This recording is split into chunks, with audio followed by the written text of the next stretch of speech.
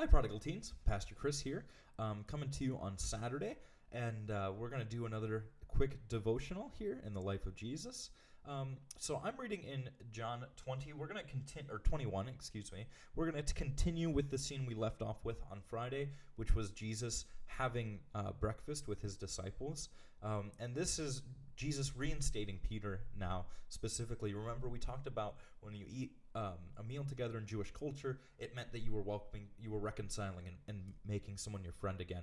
And so here, Jesus is going to especially poignate at Peter and say, hey, I'm reconciling with you. Everything's all right. Because remember, Peter was the disciple closest to Jesus who denied Jesus 3 times. Obviously still feels quite a bit of guilt about that. So let's read together. When they had finished eating, Jesus said to Simon Peter, "Simon, son of John, do you love me more than these?" "Yes, Lord," he said. "You know that I love you." Jesus said, "Feed my lambs." Again Jesus said, "Simon, son of John, do you love me?" Yes, he answered, "Yes, Lord, you know that I love you." Jesus said, "Care for my sheep." The third time he said to him, "Simon, son of John, do you love me?" Peter was hurt because Jesus had asked him a third time, "Do you love me?"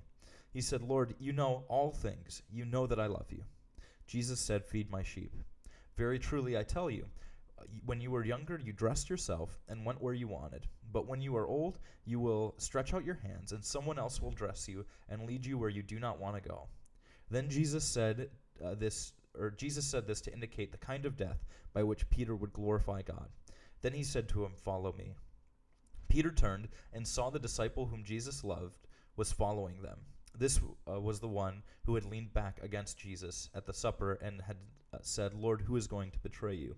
When Peter saw him, he asked, "Lord, what about him?" And I've got to kind of flip the page here a little bit, so just bear with me for a second because this is a long boy and it takes up a couple different passages. Ooh. There we go. Jesus answered, "If I want him to remain alive until I return, what is that to you? You must follow me." Because of this, a rumor spread among the believers that the disciple would not die. But Jesus did not say that he would not die. He only said, "If I want him to remain alive until I return, what is that to you?" This is the disciple who testifies to these things and who wrote them down. We know that his testimony is true. Jesus did many other things as well. If every one of them were written down, I suppose that even the whole world would not have room for the books that would be written.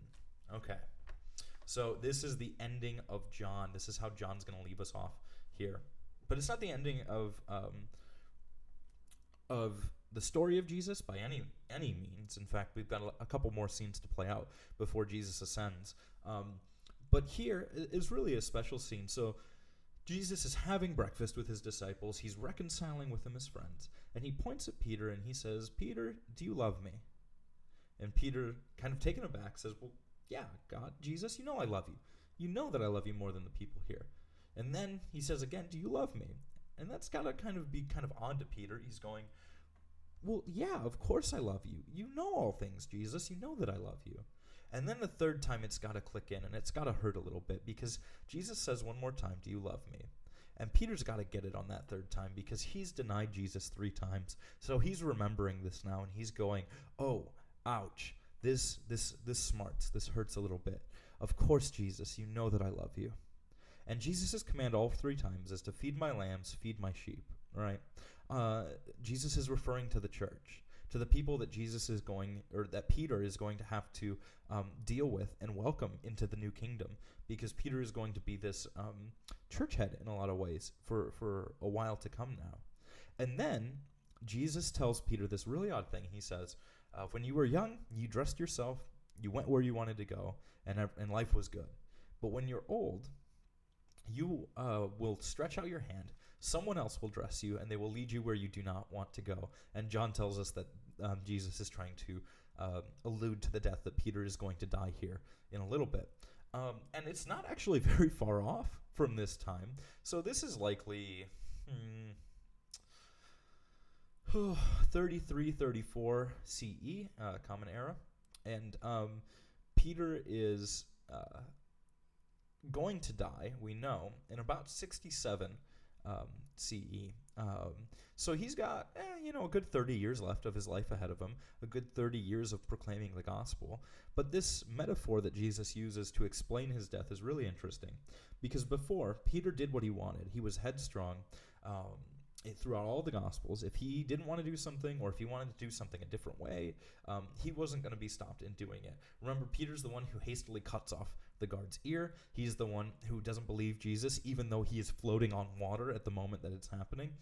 He's the one who comes to Jesus and wants to be made the greatest disciple, and all of these things that Jesus scolds him for, rebukes him for. Oh, he's even the one that Jesus calls Satan at one point when he says, "Get thee behind me, Satan," because Peter says, "No, Jesus, don't be silly. You're not going to die. You don't need to talk this way." Peter has been this young, headstrong guy for the entirety of Jesus' career. And now, at this point, Peter is transitioning from a young man to an old man, to this old man in Jesus' metaphor. Because now, he is not going to do whatever he wants whenever he wants to. Now, he is going to stretch out his hand, and someone will lead him where he does not want to go, right, to his death. He won't be able to dress himself. This is a metaphor for what Peter's life is going to be like for the next 30 years. Peter is going to do the work of the kingdom and nothing else. Peter is going to do the work that God wants him to do, not the work that he necessarily wants to do. He is going to be led places that he does not want to go, especially at the end of his life when he's beheaded by Nero. He is going to be led to these scenes, to these crazy things that he does not want to partake in, and yet he's going to have to. And Peter's death in church tradition, I said just a second ago that he was beheaded, but I was thinking of Paul in that Peter's death in church tradition is that he actually ends up getting crucified just like Jesus was, except when he gets to the hill where they're going to crucify him, he says, "Hey, take the cross and hang me on it upside down, because I'm not worthy to die the way that Jesus died," right? I'm not worthy to die the same death of my Savior. So he gets actually crucified upside down, and it's quite an interesting case of crucifixion there too as well, when in about 67 AD, or CE, I apologize. And so these are all really interesting. And while this whole conversation is playing out with Jesus, John is following close in the background, and he's right behind Jesus and Peter. And Peter says, "Well, okay, if I have to die this bad death and do all these things I don't want to do, what about John over there? What about him? What does he have to do?" And Jesus says, "If I want him to remain alive until I return, what is that to you? You must follow me." Like, if John's going to be immortal, he's going to be immortal. And John goes on to say, because of this rumor, it spread that this disciple would not die. John's actually, out of the original 11, the only disciple who is not going to die a horrid death. John actually ends up dying of old age, we think, around 100 years old. And so he lived to be the oldest of all the disciples, and he endured torture in a lot of ways. He was the one who was exiled on Patmos and wrote Revelation during that time. But he was ultimately freed by Domitian there, and he actually went back to Ephesus, and he died a peaceful death. He died just of old age and not of the torture that all of the other disciples died of. And so it's kind of funny to hear this rumor being spread that John is writing about, still probably 40 years out from his death, that he's going to live forever. And John knows that that's not true. He knows he's going to die. He's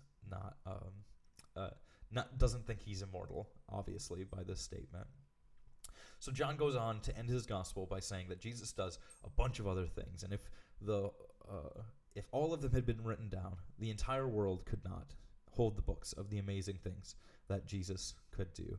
And to me, this has always been quite an interesting thing. In fact, we believe there's actually another gospel that was written around the same time as these four other gospels, and we have a very, very tiny fragment, about one verse of it, that isn't anywhere else in any of the other Bibles that we have. And it's this just tiny fragment of a verse. It doesn't even mean anything or change any of the other Gospels in any way.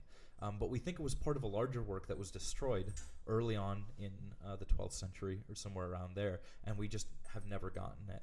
And to me, to think about there being the existence of a gospel that we've never got, we call it the gospel queue because we don't know anything about it. is just so fascinating, because that means that there are things about Jesus that we don't know, stories that we don't know, that we'll never know until we die and go to heaven. Um, but I guess that's the mystery of God. And the truth is that we can never know everything about Jesus until we die and we get to be with him. So I hope this quarantine is over soon. I look forward to seeing you guys. Until then, be well, and I'll see you tomorrow.